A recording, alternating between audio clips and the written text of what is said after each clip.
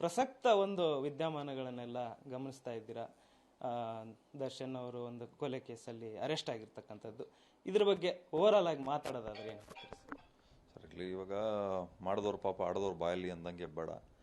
ತಪ್ಪು ಮಾಡಿದರೆ ಕಾನೂನಿನಲ್ಲಿ ಅದು ಯಾವುದೇ ಕಾರಣಕ್ಕೂ ಕ್ಷಮಿಸಲಾಗದ ಒಂದು ಅಪರಾಧ ಆಗಿರ್ತದೆ.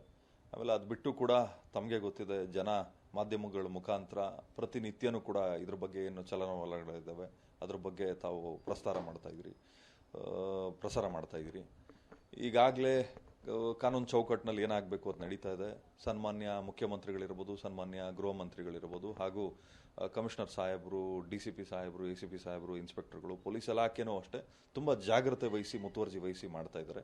ಇದೇನೊಬ್ಬ ಸೆಲೆಬ್ರಿಟಿ ಅಂತಲ್ಲ, ತಪ್ಪು ಯಾರೇ ಮಾಡಿದ್ರು ತಪ್ಪಾಗ್ತದೆ. ಸೊ ಅದಕ್ಕೆ ಒಬ್ಬ ಸೆಲೆಬ್ರಿಟಿ ಅಂತ ಏನೋ ಒಂದು ಮಾತಾಡಿದಾಗ ಹೆಂಗೆ ಮಾದರಿಯಾಗಿ ತಗೋತಾರೆ, ತಪ್ಪು ಮಾಡಿದಾಗಲೂ ಕೂಡ ತಪ್ಪು ಮಾಡಬಾರ್ದು ಅನ್ನೋ ದೃಷ್ಟಿಯಿಂದ ನಮ್ಮ ಪೊಲೀಸ್ ಇಲಾಖೆನೂ ಕೂಡ ಅವ್ರ ವಿಚಾರದಲ್ಲಿ ಯಾವುದೇ ಕಾರಣಕ್ಕೂ ಪ್ರಭಾವಿಗಳು ಫೋನ್ ಮಾಡಿದ್ರು ಕೂಡ ನಾನು ಸಾಕಷ್ಟು ಕೇಳ್ಪಟ್ಟೆ, ಪ್ರಭಾವಿಗಳೆಲ್ಲ ಫೋನ್ ಮಾಡಿ ಬಿಡಿಸೋಕ್ಕೆ ಇದು ಮಾಡ್ತಾರೆ ಅಂತ.